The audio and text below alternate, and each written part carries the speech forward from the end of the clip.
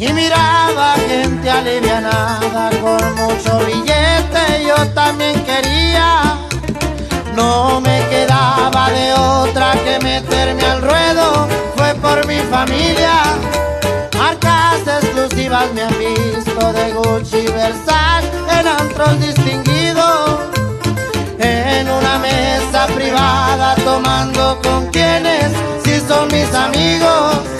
La vida te da 1000 golpes